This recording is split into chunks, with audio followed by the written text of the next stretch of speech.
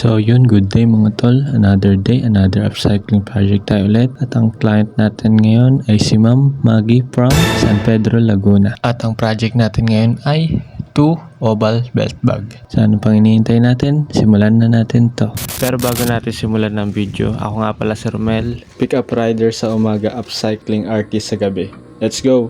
At dito nga pinadala sa atin ni Ma'am ang kanyang dalawang bag, isang leopard at itong isang green. So first, syempre ikakat na natin yan. Gumawa na rin tayo ng pattern dito para sa oval, para sa mga susunod na magpapagawa ng ganitong design is mabilis natin siyang matatapos. So first time nga lang din natin gagawin tong ganitong design. Maliit lang to guys, kumbaga ang gamit lang nito is pang running. So yan, balik na tayo sa video. At dito nga sa part na to, gumagawa na tayo ng panels ng pinakabag natin. So yan, kung nakikita nyo, cut na yung mga parts niya. Kaya natin ginawa yan para magitna natin yung pinaka logo niya. Fast forward, dito naman tayo sa green na bag. So ito, nakat na natin siya, pero hindi natin siya ma-maximize kasi may mga part na ganito, yung parang humihiwalay na siya sa pinaka-bag yung tela. Then gumawa tayo ng transparent na pattern para mas madali natin makita or ma-center yung pinaka logo. So yon, ito naman green yung bubuuin natin. Dito sa second bag, napag-desisyon na natin na i-combination na lang natin yung dalawang bag. So green na may touch of leopard yung gagawin natin dito. Ito nga, almost patapos na yung front panel. Then,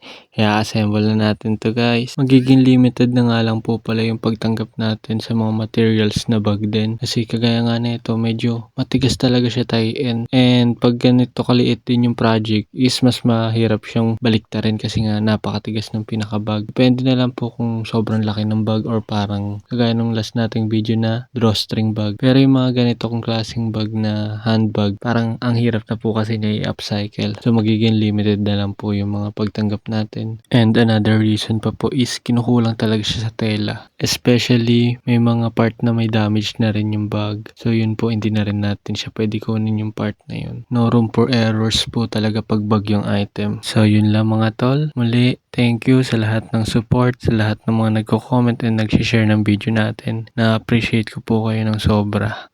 So ano pang hinihintay natin? Ito na ang ating finished product.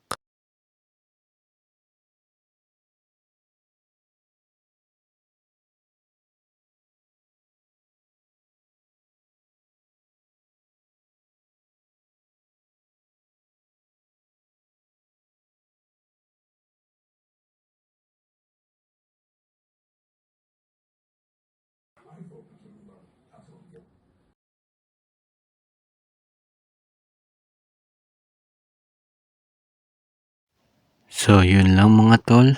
This is RPUB, trusting the process and always aiming for progress. Abangan nyo na lang ang ating susunod na upload.